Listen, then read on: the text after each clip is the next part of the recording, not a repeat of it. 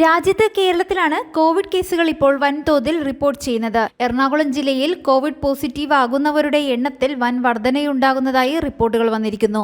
പരിശോധിക്കുന്നവരിൽ 30% പേർ Covid positive ആകുന്ന സാഹചര്യമുണ്ടെന്ന് IMAയുടെ നേതൃത്വത്തിലുള്ള ഡോക്ടർമാരുടെ പ്രതിവാര യോഗം വിലയിരുത്തി. എന്നാൽ അനുബന്ധ രോഗങ്ങളില്ലാത്തവർക്ക് രോഗം ഗുരുതരമാകുന്ന സാഹചര്യമില്ലെന്ന് ഡോക്ടർമാർ പറഞ്ഞു. ഒക്ടോബറിൽ കോവിഡ് പോസിറ്റീവ് ആകുന്നത് 5% താഴെയായിരുന്നു. എന്നാൽ നവംബർ ആദ്യം അത് 9 മുതൽ 10% ഉയർന്നു. ഈ ഡിസംബർ മാസം അത് 30% ഉയർന്നു എന്നാണ് സ്വകാര്യ ആശുപത്രികളിൽ നിന്നുള്ള റിപ്പോർട്ടുകൾ. എങ്കിലും ഭൂരിഭാഗം പേർക്കും കിടത്തി ചികിത്സ ആവശ്യമായി വരുന്നില്ല. രോഗലക്ഷണങ്ങൾ ഉള്ളവരെ മുഴുവൻ പരിശോധനയ്ക്ക് വിധേയമാക്കുന്നില്ല എന്നതിനാൽ സമൂഹത്തിൽ കോവിഡിന്റെ വ്യാപനം എത്രത്തോളമുണ്ടെന്ന് കൃത്യമായി പറയാനാകില്ലെന്ന് IMA ദേശീയ കോവിഡ് ദൗത്യ സംഘം കോ-ചെയർമാൻ ഡോക്ടർ രാജീവ് ജയദേവൻ പറഞ്ഞു. പരിശോധിക്കുന്നവരിൽ 1/3 പേർ പോസിറ്റീവ് ആകുന്നു എന്നത് ഗൗരവമായി കാണണമെന്നും അദ്ദേഹം പറഞ്ഞു. മുൻകാലങ്ങളിൽ കോവിഡ് ബാധിക്കുന്നവർക്ക് ന്യൂമോണിയ കാര്യമായി ബാധിച്ചിരുന്നു. എന്നാൽ ഇപ്പോൾ ന്യൂമോണിയ കുറവാണ്. പനി, തൊണ്ടവേദന, വിട്ടുമാറാത്ത ചുമ എന്നിവയാണ് പ്രധാന ലക്ഷണങ്ങൾ. ഇൻഫ്ലുവൻസയ്ക്കും സമാനമായ ലക്ഷണങ്ങൾ തന്നെയാണ്. ഫ്ലൂ വൈറസ് ബാധിക്കുന്നവരുടെ എണ്ണത്തിൽ കുറവുണ്ടെന്നും അതേസമയം കോവിഡ് ബാധിതരുടെ എണ്ണം കൂടിയിട്ടുണ്ടെന്നും രാജഗിരി ആശുപത്രി medical superintendent doctor Sunny P. ഓരത്തിൽ പറഞ്ഞു. ഈ സന്ദർഭത്തിൽ ഡോക്ടർമാരുടെ ഭാഗത്തു നിന്നും ചില നിർദ്ദേശങ്ങൾ വന്നിരിക്കുകയാണ്. അടുത്ത 3 ആഴ്ച നിർണായകമായിരിക്കുകയാണ്. അനാവശ്യമായി കൂടിച്ചേരലുകൾ ഒഴിവാക്കുക. അത്തരം സന്ദർഭങ്ങളിൽ മാസ്ക് ധരിക്കുക. അനാവശ്യമായ ആശുപത്രി സന്ദർശനങ്ങൾ ഒഴിവാക്കുക. ആശുപത്രികളിൽ നിർബന്ധമായും മാസ്ക് ധരിക്കുക.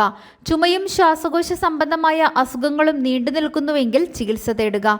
ഗുരുതരമല്ലാത്ത രോഗലക്ഷണങ്ങൾ ഉള്ളവർ വീട്ടിൽ വിശ്രമിക്കുക.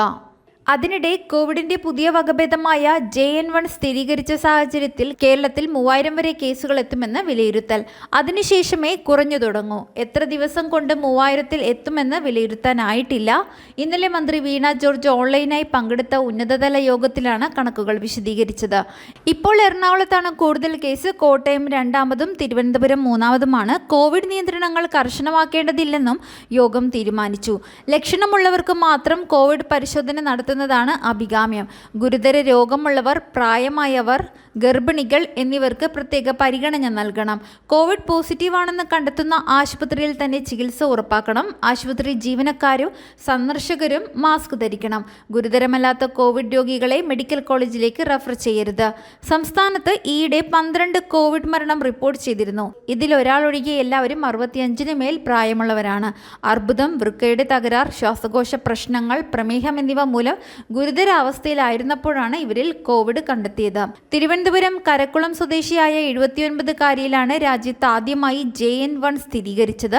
നവംബർ അവസാനം വൈറസ് ബാധിച്ച ഇവർ ഡോക്ടറുടെ നിർദ്ദേശത്തിൽ വീട്ടിൽ കഴിയുകയായിരുന്നു. രോഗമുക്തയായ ഇവർക്ക് മറ്റ് ആരോഗ്യ പ്രശ്നങ്ങളൊന്നുമില്ല എന്നത് ആശ്വാസകരമായ വാർത്തയാണ്.